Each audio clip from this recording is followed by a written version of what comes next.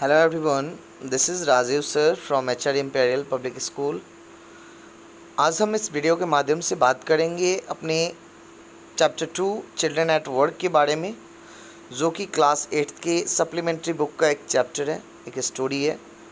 और last video में हमने बात कर लिया है इस चैप्टर के फर्स्ट पार्ट का, और इस वीडियो के माध्यम से हम बात करेंगे इस चैप्टर की। जैसा कि आप पिक्चर में देख पा रहे हैं कि पार्ट 1 में हम लोगों ने बात की थी कि कैसे वो बच्चा जो है घर पे अपने पिता की डांट से, मार से बचने के लिए और तंग आकर वो बाहर चला आता है और ऐसी जगह पहुंच जाता है जहां उसे ना खाने का सही तौर तरीका पता, वो क्या खाने वाला है, क्या खाएगा, उसे किसी भी चीज़ की सुध नहीं है। और तभी उसकी मुलाकात एक गर्ल से होती है, एक लड़की से होती है जो कि स्ट्रेंजर है, लेकिन फिर भी वो कैसे उस स्ट्रेंजर गर्ल को फॉलो करता है और व्हाट हैपन, क्या होता है उसके बाद। सो वी हैव डिस्कस्ड, अब बात करेंगे हम। Velu follow his friend through the crowded streets to a big building. Velu जो था उस स्ट्रेंजर गर्ल की, जो स्ट्रेंजर फ्रेंड बनी थी, उसको अब भीड़ों में पीछा कर रहा है और उस भीड़ वाली जगह स्ट्रीट से होते हुए बड़ी बड़ी बिल्डिंगों के बीच से खुज रहा है। Behind the building there is a big garbage bin, और उन बिल्डिंग्स के पीछे एक बहुत बड़ा गार्बेज बिन यानी कि कूड़े कचरों का ढेर है। Velu wonders why they are there at all. Velu को काफ़ी आश्चर्य होता है कि वो वहाँ क्यों है। He caught up with the girls as she was living the station. Velu जैसे ही वो लड़की स्टेशन से बाहर की तरफ चली तो वैल्यू ने भी क्या किया, तो उस लड़की के पीछे पीछे चल दिया। When they got to the road, और जब ये लोग सड़क पे चले, Velu found that the vehicles kept coming and never stopped for anyone.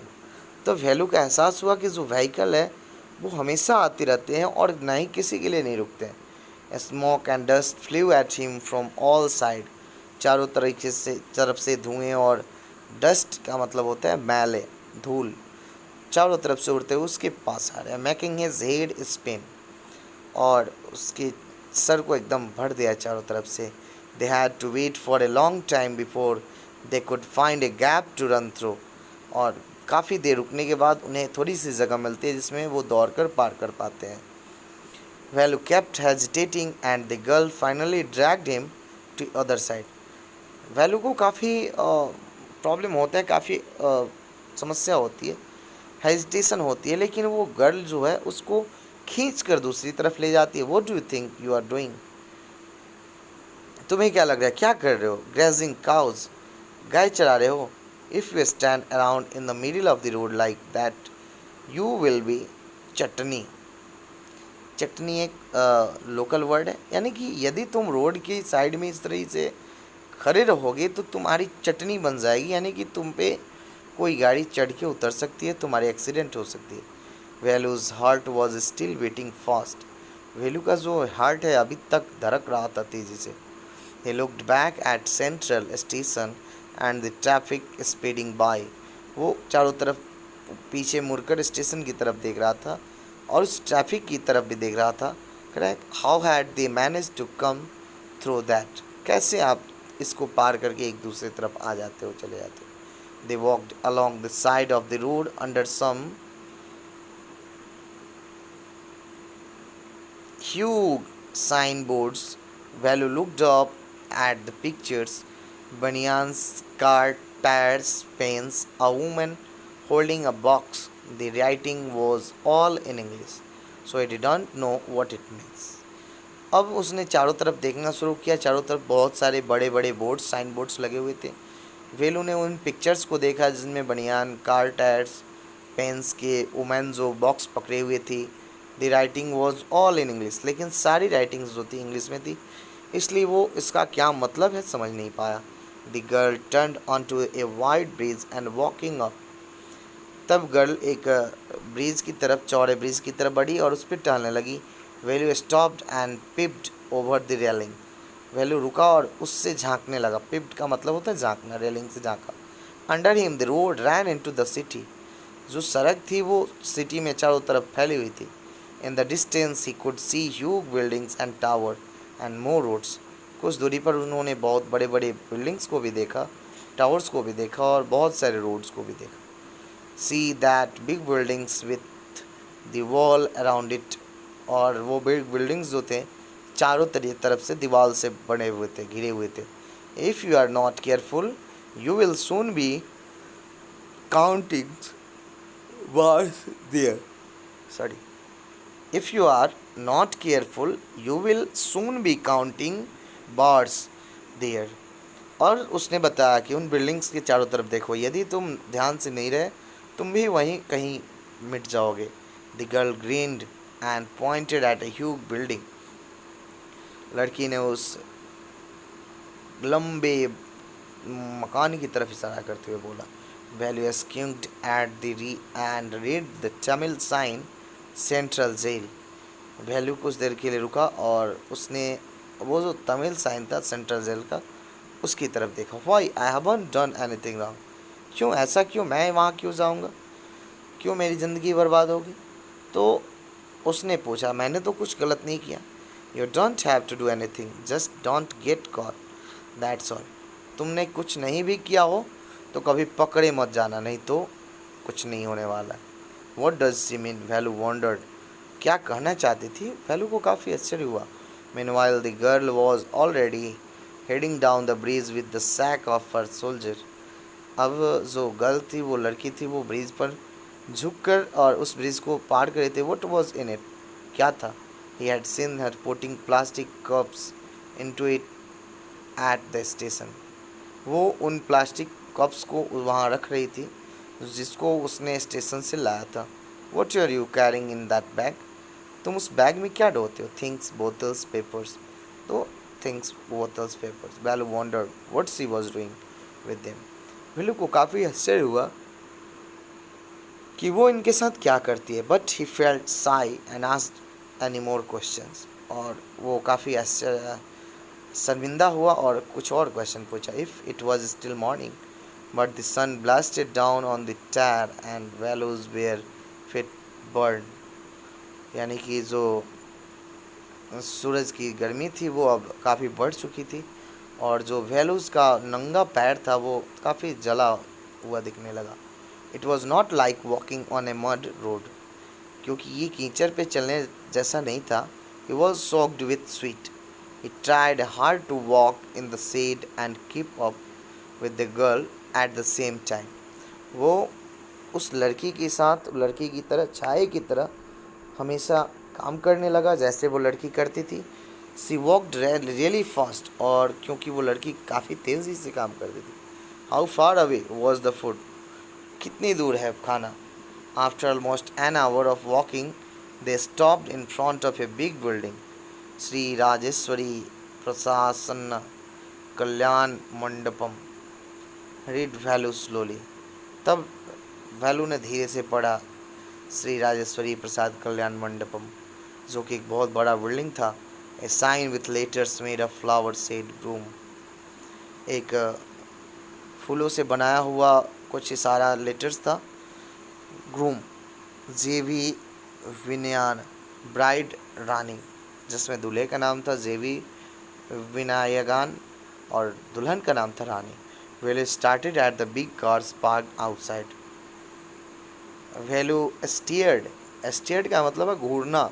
Value उन कार को पार्क, जो बाहर की तरफ पार्क हो रहे थे, उनको ध्यान से घूरने लगा। One of the cars had a flower garland and roses tapped onto it. एक में कार में उसने देखा कि बहुत सारी फूलों की गुच्छियाँ लगी हुई हैं और उनके बीच में रोजेस लगाए गए हैं, टैप्ड किया गया। The girl looked around. लड़की ने चारों तरफ देखा। Pulled one off quickly and stuck it in her hair. और उसने एक उसमें से फूल निकाला और उसको सर पे खोंच लिया। कम ऑन सी सेड, और उसने कहा आ जाओ। Are we going to eat here, asked Velu looking at the huge hall and the people inside. लोग चारों तरफ लोग भरे हुए थे और वहाँ जाने के बाद वैल्यू ने पूछा क्या हम लोग यहाँ खाएंगे। Oops, said the girl seeking her thumb under his nose. यानी अपनी नाक के नीचे उंगली को हिलाते हुए बोला शायद। Led him behind the hall, she led him behind the hall. उसने उसको पीछे पीछे आने को कहा। There was a big garbage bin overflowing with rubbish. वहाँ बहुत सारे कूड़े कचरे के जो थे वहाँ पड़े हुए थे, बिखरे हुए थे। Two goats were standing on the pile. और उस गट्ठर के पास दो बकरियां जो थी तो वो खड़ी थी। Fighting for a banana leaf. एक बनाना की जो केले का पत्ता होता है उसके लिए आपस में लड़ रही थी। The cloud of flies boards around there legs. और मक्खियों की जो भनभनाहट थी, मक्खियाँ चारों तरफ उसके पैर के भनभना रही थी। There was rotten smell in the air. और वहाँ बहुत सारी सड़ी गली बदबू आ रही थी। The girl picked up at a squashy banana and held it out to Velu. उस लड़की ने एक स्क्वैसी यानी कि महला कुचैला बनाना जो था, जो थोड़ा सा सड़ा हुआ दबा हुआ था, उसको उठाया और उसको वैल्यू की तरफ पकड़ा है। हियर्स योर फूड, ये तुम्हारा खाना है। Value was shock. वैल्यू को काफ़ी आश्चर्य हुआ। Are we going to eat their leftovers, क्योंकि वो उन छोड़े हुए खाने को खाने जा रहे थे। She what do you think I am a dog, क्या लगता है तुम्हें हम एक कुत्ता है? I am only take untouched food, मैं केवल जो कोने नहीं छुए गए होते उनको खाता हूँ। हियर सम मोर कैच, लो लो ये पकड़ो। सी थ्रू हिम ए वाडा, उसने एक vada send. Velu looked at it with distance, Velu ने उसे कुछ दूरी से ही देखा, जैसा कि आप पिक्चर में देख रहे हैं। Come on hero eat it, आ जाओ आ जाओ खा लो इसे। You think I like it, तुम्हें लगता है कि मुझे पसंद है? I told you I will find you something to eat, मैंने तुमसे बोला था कि मैं तुम्हारे लिए कुछ ढूंढती हूँ। Don't think I have money two by food for you, ऐसा मत सोचो कि मेरे पास पैसे हैं तुम्हें खाना खरीद कर खिलाने के लिए।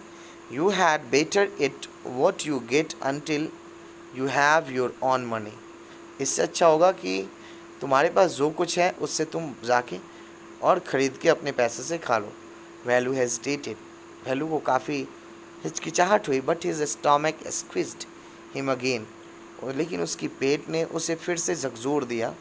ही gulped down the banana and vada, वो उस बनाना और वोडा को गटक गया। His stomach felt better immediately, और उसके पेट में अब अच्छा महसूस होने लगा। He could have eaten at least 10 times more, और वो ऐसे 10 बार खाया।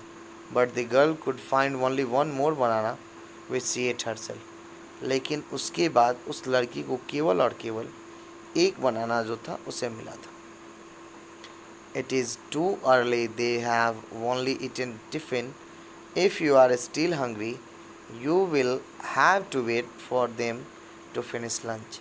यानी यदि तुम्हें और भूख है, हम लोग काफ़ी पहले आ गए हैं, और यदि तुम्हें और भूख है तो हमें उनके लंच के ख़त्म होने का इंतज़ार करना पड़ेगा।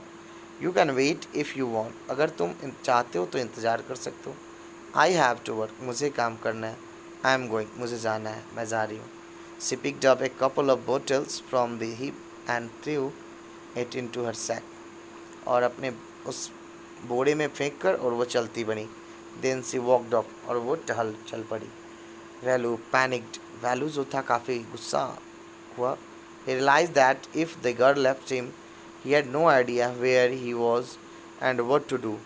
तो उसने महसूस किया कि अगर वो लड़की उसके साथ उसको छोड़ दे तो उसे ये भी पता नहीं है कि वो कहाँ से कैसे जाना है, क्या करना है। It was better to stick to her, तब उसने निर्णय किया कि ज़्यादा बेहतर होगा कि इससे हम चिपके रहें। She seemed to know her way around, और वो उसके चारों तरफ एक दूसरे को तो वो फॉलो करते रहा। हर वे अराउंड, ही रैन आफ्टर हर अगेन, और वो उसके पीछे पीछे भागता रहा। ए ही कॉल्ड, उसने बुलाया। He did not even know the girls name. A what is your name, क्योंकि वो उस लड़की का नाम नहीं जानता था, इसलिए उसने पूछा क्या नाम है। He asked herding behind her, वो उसके पीछे चलते हुए तेज़ी में और उसी क्रम में पूछा। She stopped and turn around, oh so you have been following me around without ever knowing my name Jaya, तो तुम बिना मेरे नाम जाने ही मेरा पीछा कर रहे हो। Jaya, I am not following you, मैं तुम्हें फॉलोइंग नहीं कर रहा हूँ। व्हाट देन, तो क्या है। What got you food, who got you food, कौन तुम्हें एक भोजन दिया। Can I come with you, where are you going, तब उसने पूछा क्या मैं तुम्हारे साथ आ सकता हूँ, तुम कहाँ जा रहे हो, कम इफ़ यू वॉन्ट। तब उसने कहा अगर तुम चाहते हो तो चले आओ। This bag is full, I have to go home to get another one. मैं घर जा रही हूँ दूसरा बैग लाने के लिए।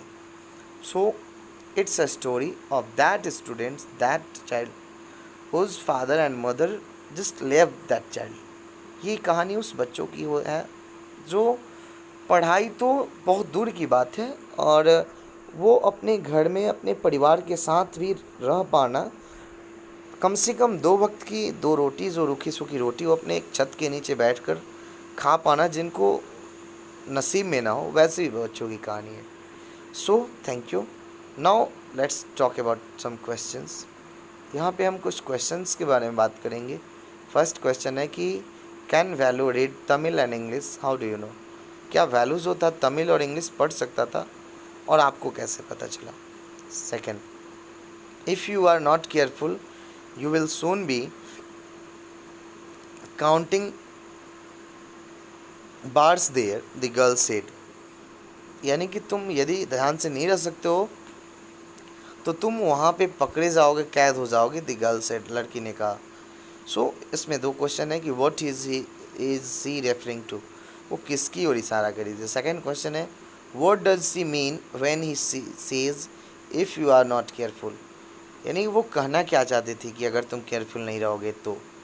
थर्ड का क्वेश्चन है where did the girl leave Velu to, लड़की ने where did the girl lead Velu to, लड़की ने उस वैल्यू को कब अपना पीछा करते हुए पाया। What did they get to eat, उन्होंने खाने को क्या पाया। Fourth, what work did she do, वो कौन सा काम करती थी। Think of a one word answer, आप एक वर्ड का कोई आंसर सर्च करें और बताएं। So the part 3 of this story, there is a row of hunts near some dirty puddles. Outside one of the huts, Jaya dumps her sack, grateful to his friend, Valu thinks of the days ahead. यानी कि कुछ कतार झोपड़ियों की पार करने के बाद कुछ डटी पडल्स जो थे, और उन सब के बाद एक हट था जिसमें डया क्या करती, डंप्स हर सैक, अपने बोरे को पटका, और ग्रेटफुल टू हिज फ्रेंड, उनके दोस्तों का धन्यवाद, value things of the days ahead, क्योंकि वो उनके इशारे पे उनके साथ वो अगला दिन बिताने। Zan Velu walked along the road for half an hour until they came to a bridge across a dirty trickle of water. Oh, we are in Triplicane now. Jaya और वैलू आधे घंटे तक सड़क पे चलते हुए आगे बढ़े, और तब जाकर वे ब्रिज को पार करके और डर्टी ट्रिकल्स ऑफ वाटर, यानी कि कुछ मैले जो नाला होता है उसके आसपास में पहुँचे। और उसने बताया कि अब हम लोग Triplicane, see that's Buckingham canal, said Jaya, देखो ये बकिंगम कैनाल है, जया ने कहा। Velu stared, this was a canal, Velu घूर के देख रहा था आश्चर्य से कि यह कैनल है।